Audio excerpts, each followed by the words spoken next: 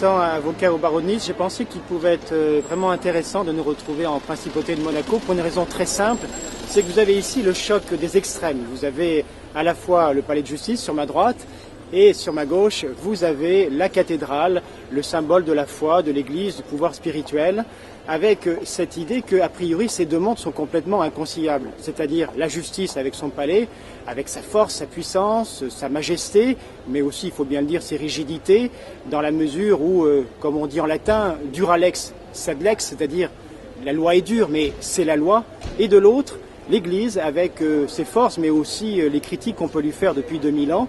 Vous verrez sur le fronton de cette église qu'il y a un Christ qui semble nous présenter les tables de la loi et qui nous invite bien sûr à l'application d'une loi nouvelle, une loi qui est axée sur la miséricorde, sur la réconciliation, sur le pardon et qui évidemment semble en contradiction avec la loi des hommes, c'est-à-dire deux lois en opposition, la loi des hommes, la loi divine ou dite naturelle, selon une expression ancienne, qui sont a priori inconciliables. Et pourtant, j'ai la faiblesse de penser qu'il peut y avoir des passerelles, je dirais presque des ponts, entre ces deux mondes, et qu'il existe bien un point d'ancrage, et ce point d'ancrage, vous le retrouvez d'ailleurs au cœur du palais de justice de Monaco, que je vous propose de découvrir. Oui, comme je vous le disais, on est vraiment ici au carrefour de la justice et de la foi, et c'est vrai que lorsqu'on rentre dans cette salle d'audience de la cour d'appel de Monaco, on est quand même extrêmement surpris par ce Christ en croix qui est au-dessus de la tête des juges, un peu comme pour leur rappeler qu'il s'expose aux foudres du jugement dernier. En même temps, c'est surprenant, mais on peut le comprendre. Pourquoi ? Parce qu'à Monaco, d'abord, la chrétienté est religion d'État, et puis, si on fait un peu d'histoire, on sait que jusqu'en 1882, en France, vous aviez exactement la même chose. Par ailleurs, vous avez comme des points de convergence entre la religion et la justice. Par exemple, les premiers avocats, sans remonter jusqu'à l'Antiquité grecque ou romaine, où le rôle de l'avocat est assez marginal, mais au Moyen-Âge, les premiers avocats sont des gens d'Église. Pourquoi ? Parce qu'ils maîtrisent à la fois la lecture et l'écriture. Ils pouvaient donc ainsi porter la parole des justiciables. Vous avez aussi des parallèles troublants. Par exemple, le secret de la confession n'est que l'ancêtre du secret professionnel qui était imposé à l'avocat. Vous avez aussi des parallèles entre l'ordre de l'avocat et les ordres ecclésiastiques. Vous pouvez aussi faire une comparaison originale entre le bâtonnier, c'est-à-dire quelque part le chef des avocats, avec son bâton qui nous vient d'ailleurs de la tradition de Saint-Nicolas, et l'évêque avec sa crosse. Et puis peut-être ce qu'il y a de plus pittoresque, c'est quand même cette robe d'avocat. Cette robe d'avocat, à l'évidence, ressemble étrangement à la soutane des prêtres, pour une raison très simple. C'est que les premiers avocats, comme je vous le disais, étaient des prêtres. Qu'un homme de loi puisse avoir des états d'âme en matière religieuse, c'est pas vraiment surprenant. Enfin, quand je dis religieux, je préférais parler de spiritualité. Parce que dans religion, c'est vrai qu'il y a le mot religare, latin, c'est vrai que c'est un très beau mot, mais en même temps, je lui préfère le concept de spiritualité. Une spiritualité qui est ancrée dans la matière, c'est-à-dire le cœur dans les étoiles, mais aussi les pieds bien sur terre, une spiritualité qui est évidemment non sectaire et qui surtout nous invite à transcender chaque activité humaine. Un peu dans l'esprit de ce que disait Mère Teresa, si vous êtes dans la rue, eh bien, soyez heureux d'être dans la rue, mais si vous êtes dans un palais, soyez heureux d'être dans un palais. Il se trouve que nous sommes dans un palais de justice. Alors, je n'irai pas jusqu'à dire que le palais de justice, c'est mon église, mais ça y ressemble un petit peu. Alors, est-ce que ça fait de moi pour autant un avocat chrétien, entre guillemets ? Personnellement, je me sens d'abord avocat à 100%, c'est-à-dire avocat dans l'âme. Mais je me sens aussi chrétien dans l'âme, c'est-à-dire interpellé par la personne de ce Jésus de Nazareth, par son message, par son enseignement, par sa capacité d'attention qu'il avait pour les uns et pour les autres. Ce qui ne m'empêche pas par ailleurs de me poser un certain nombre de questions. Par exemple, quel était le véritable enseignement du Christ ? Qu'est-ce qu'il a vraiment dit ? Cela ne va pas de soi. Est-ce que cet enseignement peut nous aider dans la vie de tous les jours sur cette planète école qu'est la Terre ? Est-ce que cet enseignement christique peut aussi nous aider à devenir plus justes et à poser les actes qui sont authentiques, qui sont en vérité ?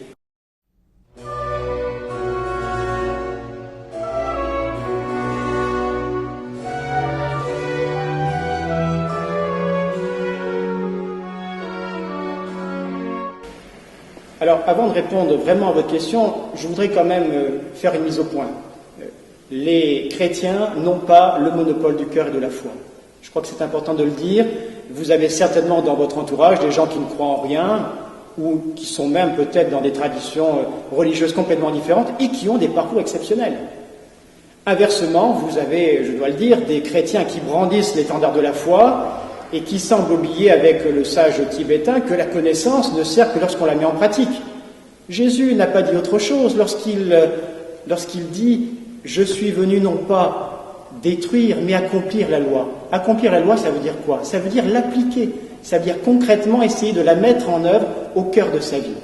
Dès que je suis devenu avocat, j'ai effectivement essayé aussi d'appliquer ce que je ressentais intérieurement à travers ma spiritualité. Et dès ma première plaidoirie, je crois que j'ai fait assez fort puisque je plaidais le jour de la Sainte Marie-Madeleine, je plaidais pour une prostituée qui était accusée de voler ses clients dans l'exercice de son travail, et en plus, je plaidais devant un juge qui s'appelait Monsieur Salomon. Cela ne s'invente pas. Je commence ma plaidoirie en disant « Monsieur le Président, il y a 2000 ans, comparaissait une femme devant ses juges, cette femme devait être condamnée, elle a été pardonnée. Et cette femme s'appelait Marie-Madeleine, que l'on fête aujourd'hui. » Le Président m'interrompt immédiatement, mais il me dit avec son accent de Carcassonne « Mais maître, celle-là, elle ne s'appelle pas Marie-Madeleine. » Monsieur le Président, je me réplique, vous ne croyez pas si bien dire, il y a un problème sur son identité. Je poursuis ma plaidoirie. Le président du tribunal m'interrompt à nouveau et me dit mais si je comprends bien, maître, moi je suis le Christ. Et le procureur, c'est Ponce Pilate. Bon, je vous avoue que le procureur avait moyennement apprécié cette réplique. Je poursuis évidemment ma plaidoirie et au final, à ma grande surprise, enfin en tout cas c'était une agréable surprise, le président me relaxe pratiquement sur toutes les chaînes d'infraction et surtout me remercie à la fin pour ses références bibliques. Lorsque l'on plaide, les références religieuses, je dirais, c'est un peu comme dans la publicité pour les antibiotiques, c'est pas automatique. Heureusement, parce que l'avocat, il est là d'abord pour faire du droit. Il est là aussi pour servir l'intérêt du client avant tout. Alors si ça sert l'intérêt du client, je ne me prive pas de faire état de références chrétiennes, mais j'aborde aussi bien la psychologie, la philosophie et bien d'autres traditions philosophiques et spirituelles, comme Lao Tse, Confucius, Bouddha et bien d'autres. Alors ça se traduit dans les plaidoiries, mais pas uniquement dans les plaidoiries. Dans mon relationnel avec les différents interlocuteurs que je peux rencontrer, je peux aussi être amené à témoigner de ce que je vis intérieurement et spirituellement lorsque je rencontre des justiciables à mon bureau. Je pense par exemple à une jeune femme qui est venue me voir, son mari a été assassiné dans des conditions terribles. Évidemment, en tant qu'avocat, je lui ai rappelé les principes de la procédure, comment cela allait se passer devant le juge d'instruction, comment on allait gérer son dossier devant la cour d'assises. Mais je ne me suis pas contenté de ça. J'ai essayé, et quelque part, de comprendre quelles pouvaient être ses espérances par rapport à ce que certains appellent la vie dans l'au-delà. Et puis, dans un troisième temps, je dirais sur un plan psychologique, j'ai expliqué à cette dame qu'il y avait bien sûr un temps nécessaire, le temps des larmes, le temps du deuil, mais qu'il faudrait un moment, il faudrait reconnecter à la vie, ne serait-ce que pour l'enfant commun qu'elle avait avec cette personne assassinée. Vous voyez, le rôle de l'avocat n'est pas que technique, il a aussi la capacité, le devoir, selon moi, d'aller beaucoup plus loin en humanité.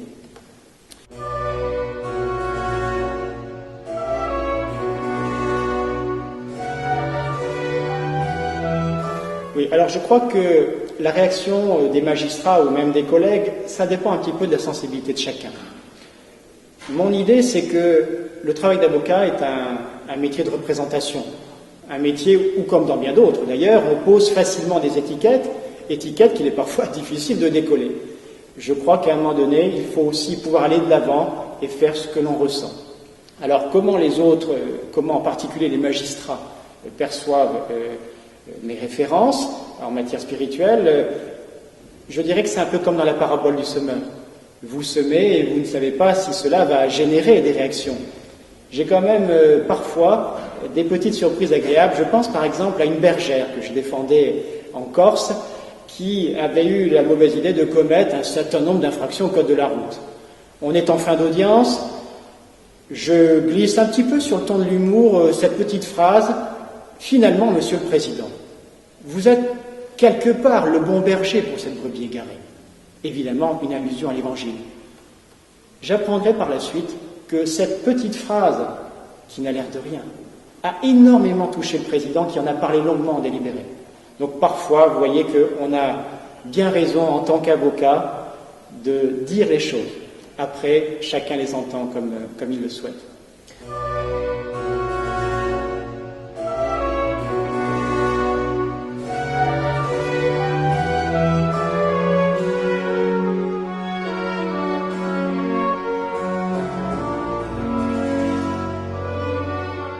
Normalement, un avocat devrait pouvoir défendre toutes les causes, surtout si l'on considère qu'avocat, c'est une vocation. En tout cas, ça devrait l'être. Alors, est-ce que je suis amené, de par ma formation spirituelle, de par mon expérience, à refuser certains dossiers? Le seul dossier que je crois avoir refusé s'agissait d'une personne qui avait enfermé son gamin dans un placard et qui ne comprenait pas pourquoi il ne fallait pas le faire. Franchement, je ne me sentais pas le cœur d'adopter une stratégie aussi surréaliste. Donc je crois que c'est vraiment le seul dossier que j'ai refusé. Pour ce qui est des divorces, je ne vois pas pourquoi un avocat intéressé par la spiritualité refuserait un divorce. De toute façon, si vous ne prenez pas le dossier, le client ira voir un autre avocat. Et puis, si vous prenez ce dossier, évidemment, vous serez le mieux placé pour éventuellement favoriser un dénouement amiable à la procédure de divorce. Parce que vous aurez le réflexe d'essayer de favoriser la médiation et la réconciliation. En ce qui concerne le pénal, c'est un petit peu différent, parce que vous pouvez être soit avocat des victimes, soit avocat de ceux à qui on reproche des infractions. Mais dans les deux cas, à mon avis, il n'y a aucun problème. Si vous défendez une victime, vous défendez l'honneur et vous portez la parole de cette victime, vous demandez éventuellement la réparation de son préjudice, et vous êtes très à l'aise dans le rôle de l'avocat qui, effectivement, prend en compte la dimension spirituelle. Si vous êtes avocat de la défense, c'est-à-dire que vous êtes là pour défendre telle ou telle personne accusée de contravention, délit ou crime, les choses sont un petit peu différentes. Parce que là, vous allez expliquer au magistrat, qui vous écoute, en général, ne juge pas un criminel, mais un homme qui, dans son parcours de vie, commet un acte qualifié crime ou délit. Ce qui n'est pas tout à fait la même chose. C'est-à-dire que l'homme ne se réduit pas à son acte. C'est ça l'espérance aussi du chrétien. Avant de commettre cet acte, il a fait des choses qui étaient tout à fait louables. Après l'acte qui lui est reproché, il sera certainement capable de faire des belles choses dans sa vie. Donc vous voyez, à la défense d'une personne à qui l'on reproche une infraction, à supposer qu'elle soit vraiment coupable de ces faits, il n'y a pas de raison de refuser tel ou tel dossier. Je dirais que l'avocat est dans cette dynamique un peu comme une sorte de passeur de tunnel. Vous avez un justiciable qui est confronté à l'épreuve, qui est dans l'obscurité de ce tunnel, l'obscurité de ses démons, de ses pulsions, de ses addictions, de sa souffrance. Et cet homme-là, il doit passer dans le tunnel. Et vous êtes là pour le guider, vous êtes là pour l'accompagner, même si vous avez un regard particulier sur ce qu'il a fait. Je crois que c'est ça la noblesse de l'avocat.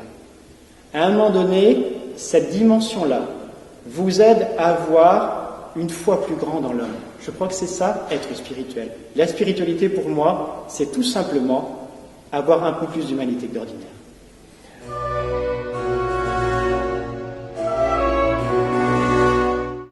Vous savez, Jésus de Nazareth, me semble-t-il, a dit « Ne jugez pas et vous ne serez pas jugés ». Donc je ne vais pas me transformer en procureur. Je pense qu'on est dans une république. Il est bon que les choses aussi soient séparées. Maintenant, est-ce qu'on peut saupoudrer de spiritualité la justice des hommes? J'en suis persuadé. La justice des hommes est faillible, l'être humain est faillible. On peut, à un moment donné, même si l'on trébuche, on peut se relever. C'est ce que dit finalement un sage oriental. L'humanité est en procession vers le sommet de la montagne. Sur le chemin, certains tombent. Vous avez deux solutions. Soit vous les critiquez, soit vous les aidez à se relever. Et vous réalisez que ceux qui sont tombés, ceux qui ont chuté pour X raisons, que ce soit la drogue ou je ne sais quelle autre difficulté, c'est parce que vous n'avez pas enlevé la pierre qui les a fait tomber. Donc l'idée, c'est finalement que tout le monde puisse arriver vers le sommet. Et pour cela, évidemment, une démarche fraternelle s'impose.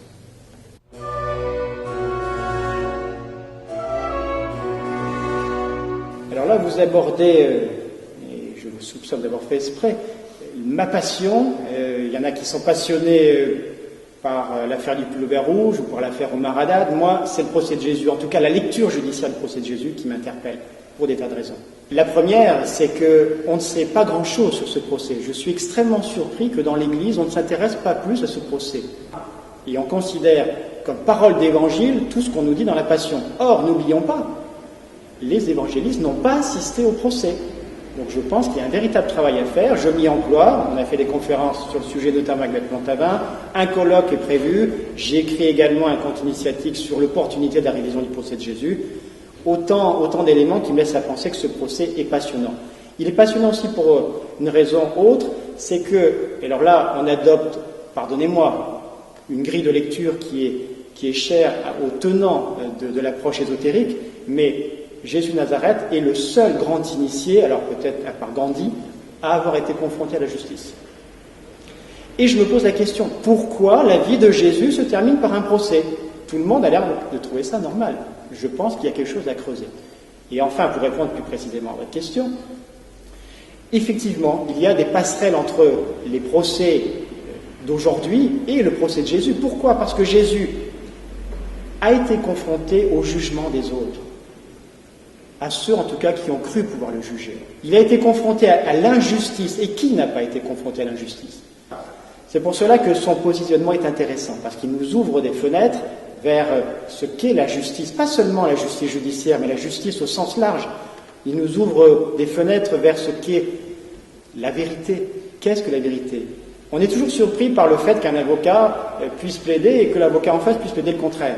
Non, c'est simplement une manière différente d'aborder la vérité. Et je crois que Jésus, sur ce point, aurait beaucoup à nous apprendre.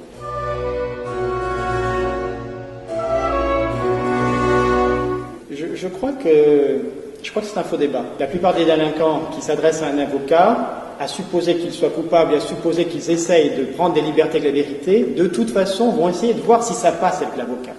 Et l'avocat qui va faire une lecture du dossier va certainement conseiller à un moment donné à son client de dire « je vous conseille plutôt de reconnaître les faits parce que là, ça ne passera pas ». Il peut arriver que l'avocat se fasse piéger. C'est toute la différence entre la vraie vérité et la vérité du dossier. Il m'est arrivé devant la Cour d'appel d'Aix-en-Provence de plaider dans un dossier où j'avais l'intime conviction que mon client était innocent. En tout cas, le dossier permettait de l'établir. Et le résultat a été à la hauteur de mes espérances. Par la suite, j'ai appris que mon client n'était pas vraiment innocent, mais je ne le savais pas. À la limite, peut-être était-il préférable que je ne le sache pas.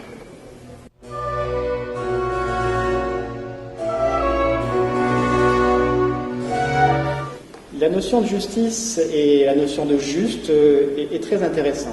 Ça me renvoie d'ailleurs à des approches presque judaïques sur le sujet. Je pense qu'ils ont bien travaillé la question. Personnellement, mon point de référence est plutôt Saint-Yves. Vous le savez, Saint-Yves, c'est un patron des avocats et des magistrats, ne l'oublions pas, qui était juge au XIIIe siècle et à ses heures perdues, avocat des pauvres. Saint-Yves a beaucoup réfléchi sur la notion de cause juste. D'ailleurs, il posait presque de manière instinctive la question à chaque justiciable qu'il devait défendre. Il lui disait « je veux bien te défendre, mais est-ce que ta cause est juste ?» Si la réponse était positive, il le défendait. Pour ma part, je pense que la notion de juste est assez complexe. Je dirais c'est un peu comme en musique. Vous avez une partition, en l'occurrence une partition judiciaire. Vous avez le souci de respecter la mesure, même si, comme dit saint Augustin, la mesure de l'amour de son prochain, c'est justement d'aimer sans mesure. Mais ce n'est pas parce que vous jouez une note juste, c'est-à-dire que ce n'est pas parce que vous êtes en vérité à un moment donné que vous le serez un peu plus tard lorsque vous jouerez la seconde note. Ce que je veux dire par là, c'est que la recherche du juste, c'est un combat permanent qui demande beaucoup d'humilité.